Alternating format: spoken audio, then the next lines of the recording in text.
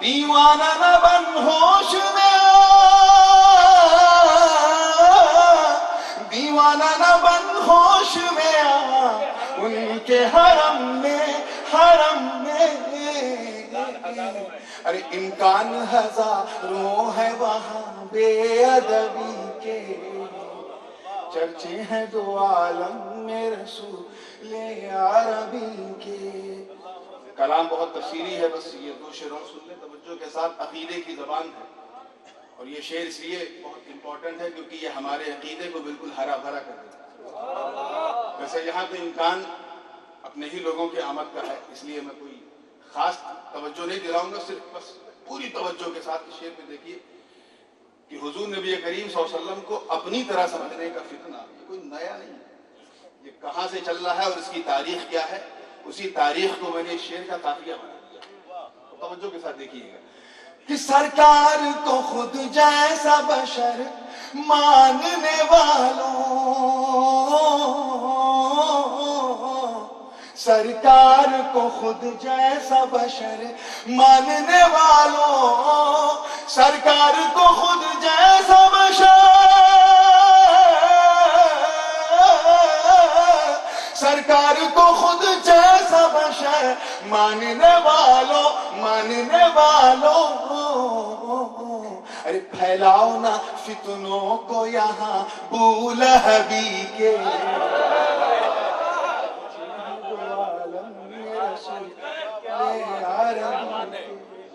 حضرت نوح کے سامنے علیہ السلام ان کی قوم نے کیا کہا تھا؟ ما نراک الا بشر مثلنا، اے نوح ہم تمہیں آرڈینری ہیومن بینگ کے سوا کچھ نہیں سمجھتے. یہی بات ابو لہب نے سب سے پہلے طلوع اسلام کے وقت کہی کہ محمد ابن عبداللہ ہم تمہیں اپنی ہی طرح سمجھتے ہیں. تو بس اسی پس منظر میں یہ پورا شعر ہے کہ سرکار کو خود جیسا بشر، سرکار کو خود جیسا بشر ماننے والوں، پھیلاؤ نہ فتنوں کو یہاں بو لہبی کے چرچے ہیں دو عالم میں رسول عربی کے. اب یہ آخری شعر سماعت فرما لیں. بات گھر کی ہو گئی، کچھ در کی ہو جائے. در کی ہوتی رہتی ہے تبھی جب گھر کی ہوتی ہے. بات فیضان نبوت کی ہے جو دامن علی میں ولایت کی شکل میں حاصل ہوئی. کہاں سے حاصل ہوئی؟ پوری تاریخ مقام غدیر ہے. زبان نبوت سے علی کی ولایت کا اعلان ہو رہا ہے، زمین و آسمان گواہ اور صدائے مصطفیٰ ہے من کنت مولا فعلی من مولا. توجہ چاہوں گا اس حدیث کو ذہن میں رکھے اور یہ شعر کہ من کنت کے اس قال نے، پوری زندگی کے ساتھ سنیے گا انشاءاللہ حاصل کلام شعر. من کنت کے اس قول نے یہ راز بتایا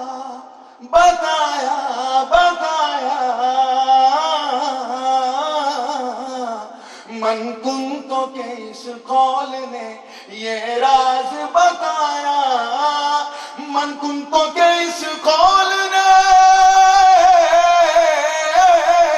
من کنت کے اس قول نے یہ راز بتایا. ارے جو یار علی کے ہیں وہی یار نبی کے.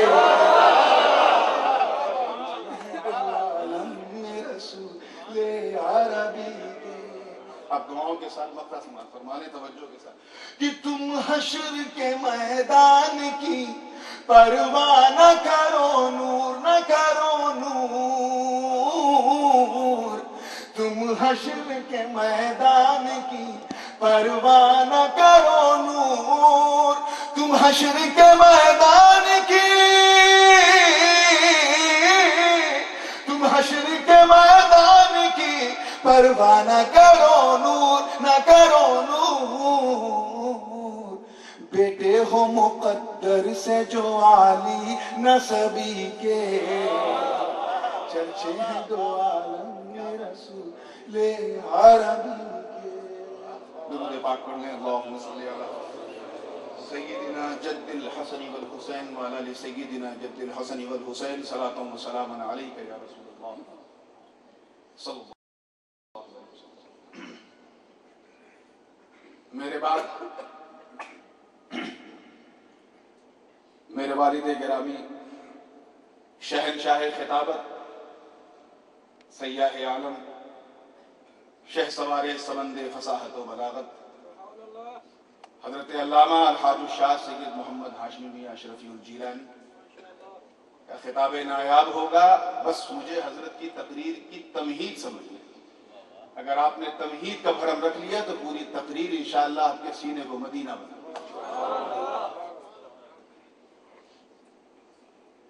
وقت کم ہے اس لیے میں کسی لوپ لائن کا سہارا لیے بغیر سیدھے موٹر وے پہ آتا ہوں، اور وہ بھی ایسے موٹر وے پہ جہاں نہ کوئی ٹریفک کنجکشن ہے، نہ کسی کو آبجیکشن ہے، بالکل اسموتھلی کار جا رہی ہے. اس لیے آپ کی توجہ ایک سیکنڈ کے لیے بھی ادھر سے ادھر نہیں ہونی چاہیے، کیونکہ اگر کوئی جملہ پھسل گیا تو پورا مضمون اچھل جائے. سورہ دہر شریف کی یہ پہلی آیت پاک ہے جس کی تلاوت کا میں نے شرف حاصل کیا. رب تعالیٰ کا ارشاد ترجمان ہے، هل أتى على الإنسان حين من الدهر لم يكن شيئا مذكورا. سوال ہے، انٹروگیٹو پوزیشن میں یہ سوال کیا گیا ہے کہ کیا کبھی انسان پر، توجہ چاہوں گا ترجمے پر تاکہ کسی ترجمانی کی ضرورت نہ پڑے، صرف اللہ کی مہربانی کافی ہے. کیا کبھی انسان پر زمانے کا کوئی ایسا لمحہ، حین من الدہر، زمانہ نہیں، زمانے کی کوئی ساعت، زمانے کا کوئی وقت، زمانے کا کوئی لمحہ، زمانے کا کوئی معمولی سا مومنٹ بھی کیا ایسا آیا کہ جب وہ شیء مذکور نہ تھا؟ شیء مذکور نہ تھا یعنی قابل ذکر نہ تھا. ابھی اگر کسی باپ کے دو بیٹے ہوں، ایک شریف ہے، پڑھنے والا ہے، بریلینٹ ہے، جینیس ہے، اور دوسرا بالکل کچھ کسی لائق نہیں، پاگل ہے، اور اسے کوئی پوچھے گی بھائی تمہارے کتنے بیٹے ہیں، تو وہ کہے گا بیٹے تو دو ہیں مگر قابل ذکر ایک ہی ہے. تو اس کا مطلب یہ نہیں ہوا کہ جو پاگل ہے اس کی تولید کا وہ انکار کر رہا ہے. وہ ہے، اس کا وجود ہے، مگر وہ ذکر کے قابل نہیں. تو جو چیز مذکور نہیں ہوتی، توجہ چاہوں گا اس جملے پر، جو چیز مذکور نہیں ہوتی ایسا نہیں کہ وہ موجود بھی نہ ہو. اسی لیے تمام مفسرین نے، جن میں علامہ ناصر الدین بیضاوی ہیں، علامہ قرطبی ہیں، علامہ طبری ہیں، جو مورخ بھی ہیں اور بہترین مفسر بھی ہیں، اور نہ جانے کتنے متقدمین و متاخرین، اس آیت سے جس مسئلے کو انہوں نے نکالا ہے وہ یہ ہے کہ یہ آیت انسان کی تخلیق یعنی ہیومن بینگ کے کریشن کی طرف اشارہ کرتی ہے. مگر وہ شیء مذکور ہے کون، اس پر تو صوفیوں نے پردہ اٹھایا. اور آج وہی میری گفتگو کا عنوان ہے، وہ ہے کون جو تھا مگر اس کا کوئی ذاکر نہ تھا سوائے خدا کے. کیونکہ جب کوئی چیز مذکور نہیں ہوتی تو تبھی مذکور نہیں ہوتی جب اس کا کوئی ذاکر نہ ہو. ذاکر ہوا تو مذکور ہو گیا. تو وہ ہے کون سا چیز؟ ہمیں اللہ نے کیسا پیدا کیا، وہ اس آیت کے بعد جو دوسری آیت ہے وہ بالکل واضح اشارہ کر رہی ہے. اِنَّا خَلَقْنَا الْإِنسَانَ مِن نُطْفَةٍ أَمْشَاجٍ نَبْتَلِيهِ فَجَعَلْنَاهُ سَمِيعًا بَصِيرًا. ایک نطفہ پلید سے، ایک ایسا گندا ڈراپ کہ اگر آپ کے کپڑے پہ گر جائے تو آپ کپڑے کو دھوئے بغیر سکون نہیں پائیں گے. یہ اللہ کا کرم ہے، مصطفیٰ کی میلاد کی برکت ہے کہ اسی نطفہ پلید سے ہمیں پیدا کر کے لقد کرمنا بنی آدم کا تاج پہنا. یہ تو ہماری تخلیق ہے. آج سائنس فالو کر رہی اسی چیز کو. قرآن نے بہت پہلے کہہ دیا ثم خلقنا النطفة علقة فخلقنا العلقة مضغة فخلقنا المضغة عظاما فكسونا العظام لحما.